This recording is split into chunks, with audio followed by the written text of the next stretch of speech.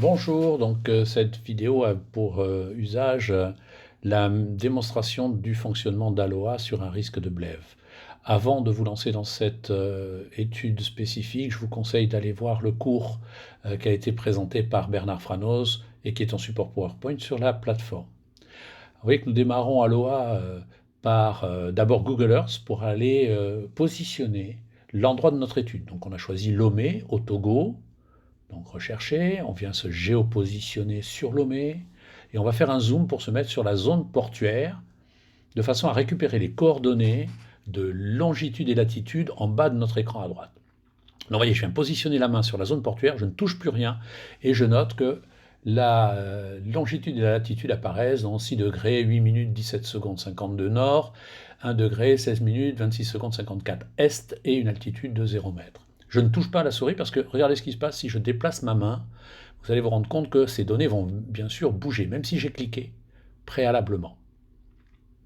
Regardez, les données bougent, donc il faut être extrêmement précis, sinon vous allez commettre des erreurs. Il faut noter très précisément ces coordonnées. Je quitte maintenant Google Earth et je vais rechercher Aloha sur mon ordinateur. J'ouvre une séquence Aloha. Alors on me rappelle que c'est un outil développé par les Américains, l'agence de protection de l'environnement. Donc les précautions d'emploi sont rappelées, attention, un vent particulièrement faible, une atmosphère particulièrement stable, des concentrations donc sous forme de paquets à certains endroits ne seront pas pris en compte, les réactions chimiques non plus, les particules, les mélanges, la forme du terrain et les fragments dangereux. Je vais maintenant sur la sélection du site, localisation, et on va vraiment aller dans cet ordre-là. Vous voyez que je n'ai pas Lomé, donc je vais marquer que ma localisation est à Lomé, en dehors des États-Unis. Je vais pouvoir placer l'altitude, on était à 0 mètre dans la zone portuaire, je pense à me mettre en mètres et pas en pieds, et je répète ma latitude et ma longitude. Et je pense à corriger, hein, on est en longitude est pour Lomé, donc il faudra que je fasse cette modification passant d'ouest en est. Voilà, je clique sur est. OK. Et vous voyez que ces données vont me permettre de dire dans quel pays se trouve Lomé. On est au Togo. Je vais rajouter donc le décalage par rapport au temps universel. Alors attention, on est à l'est, vous voyez, mais si je commets une erreur, par exemple, le logiciel va me corriger. J'ai mis plus une heure. En fait, je devrais être en valeur négative, vous voyez, hein, pour les parties qui sont à l'est de notre méridien de Greenwich. Donc je mets -1, je corrige. OK, et je me mets en standard time. Vous voyez que maintenant Lomé Togo apparaît dans la liste des villes prépositionnées sur Aloha. Je sélectionne. Et maintenant, ces données sont incrémentées dans mon résumé. Je vais toujours dans Site Data, on a fait la localisation, je vais aller maintenant sur le type de bâtiment. Alors ce type de bâtiment, vous voyez qu'on me propose bâtiment fermé, bâtiment simple étage, double niveau, et si j'ai du changement, je suis à l'intérieur d'un bâtiment, je vais mettre le taux de renouvellement d'air. Là, je considère que je suis dans un environnement non protégé, et je sélectionne.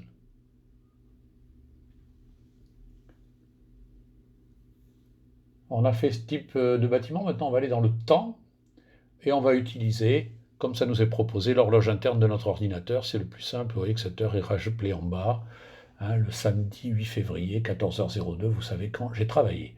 OK, je continue. Donc on a fait la partie site data, on a tout vu, les 3 critères. Maintenant je vais à setup. Vous voyez que ça a été renseigné déjà, donc je peux basculer à l'onglet suivant. Maintenant le produit chimique. On a dit qu'on travaillait sur un scénario de blève concernant du butane, donc on va chercher butane dans la base de données. Ce sont des produits purs. Butane, je le sélectionne.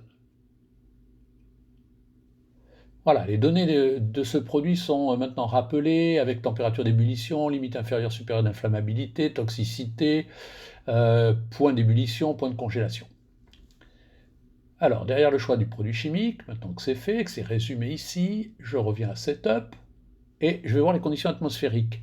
Je n'ai pas de base particulière, donc je rentre mes propres données. Vitesse du vent, exprimée en mètres par seconde. Donc il faudra penser à changer l'unité pour être dans le système international. Dans quel sens vient le vent? Soit je le mets en degrés, soit je le mets avec sud, la lettre S pour sud. J'aurais pu mettre est, sud-est. hauteur 3 mètres, donc je mets mètres pour la mesure. On est dans une ambiance urbaine. Et après, on me demande quelle est la couverture nuageuse ou pas. Bon, bah là, on est par temps clair. Vous voyez, je n'ai pas de problème. Je valide. Quelle est la température de l'air extérieur? 28 degrés. Je pense à me mettre en Celsius et pas rester en Fahrenheit. Aloha me propose une classe de stabilité, je la laisse. Est-ce que j'ai une inversion? Non, je n'ai pas d'inversion de température, sinon je mettrai sa hauteur et je l'exprimerai en mètres.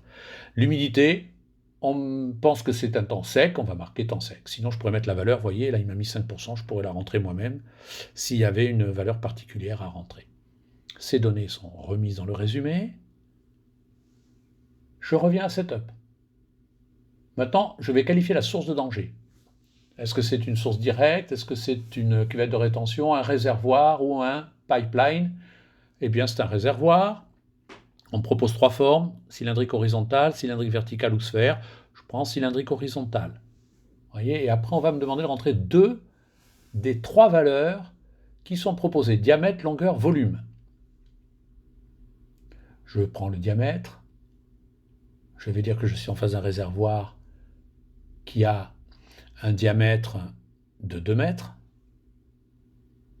et une longueur de 4 mètres. Je pense à me mettre en mètres. Vous voyez qu'on me propose des pieds et des gallons. Ça m'a calculé automatiquement mon volume en mètres cubes, 12,6 mètres cubes.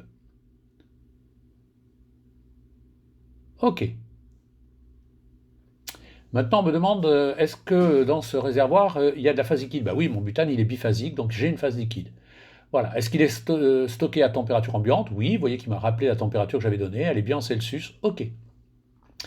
Là, on me propose 2 options pour remplir cet item. Est-ce que je connais la masse de produit présente dans le réservoir ou est-ce que je connais la hauteur de la phase liquide dans ce même réservoir? C'est plus facile de parler en hauteur. Je pense tout de suite à me mettre dans la bonne unité, en mètres cubes. Je prends le petit ascenseur et je vais dire que mon réservoir est rempli à la hauteur de 86,8%. Ça me fait donc 10,9 mètres cubes. OK. Alors maintenant, on me propose un scénario. Est-ce que c'est une fuite d'un produit qui ne brûle pas et qui s'en va à l'atmosphère? Est-ce que c'est un produit qui brûle sous la forme d'un dard? Ou est-ce que c'est un risque de blève? Je suis en face d'un risque de blève. Ça m'en donne les effets potentiels. Vous voyez, effets thermiques, les propagations de fragments de métal, et puis les effets toxiques potentiellement sous le vent. OK.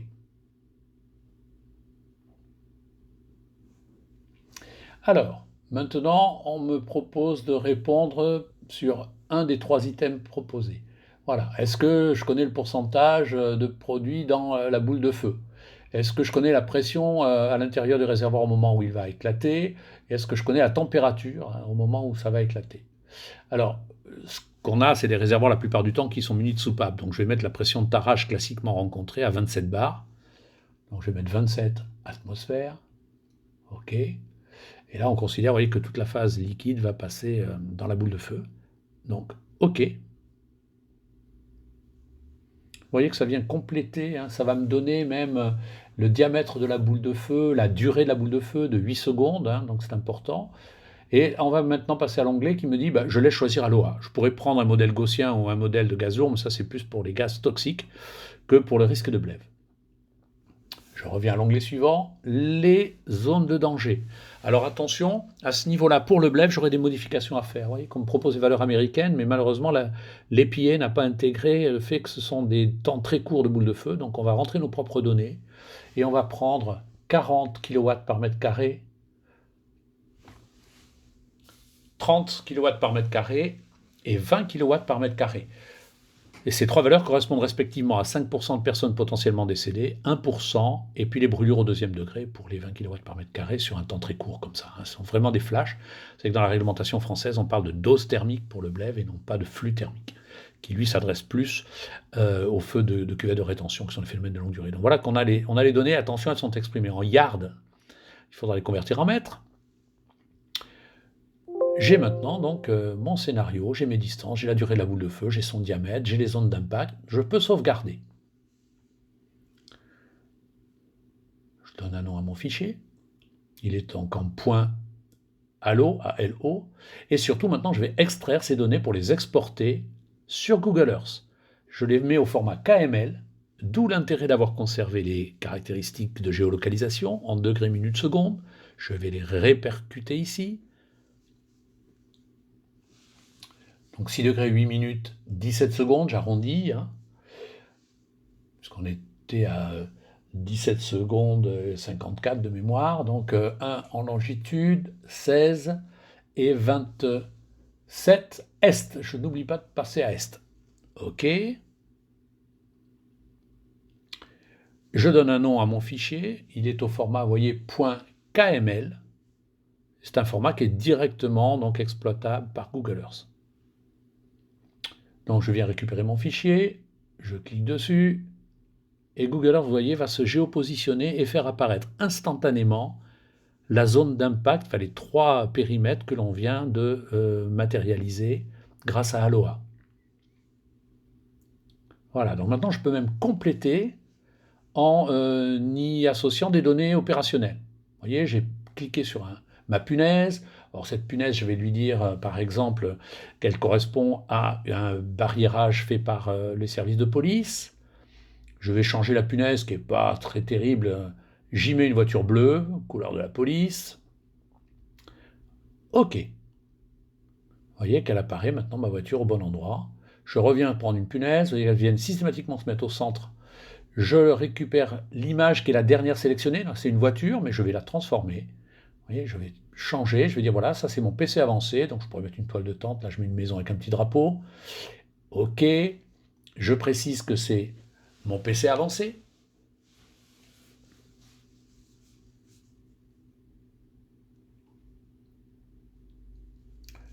Allez, je peux continuer dans la série pour vous montrer une autre fonction.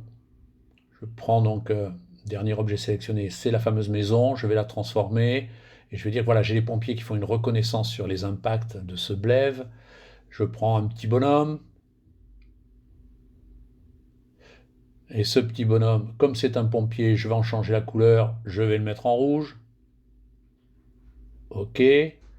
Et maintenant que mon pompier est matérialisé, je vais préciser que c'est une reconnaissance sapeur-pompier qui est réalisée à cet endroit-là. Pensez que normalement, hein, on fait ces reconnaissances toujours à 2 opérationnels pour des raisons évidentes de sécurité. Voilà, mais j'ai maintenant donc un schéma renseigné à la fois de la zone à risque et de la réponse opérationnelle mise en place. Je peux la sauvegarder. Fichier enregistré.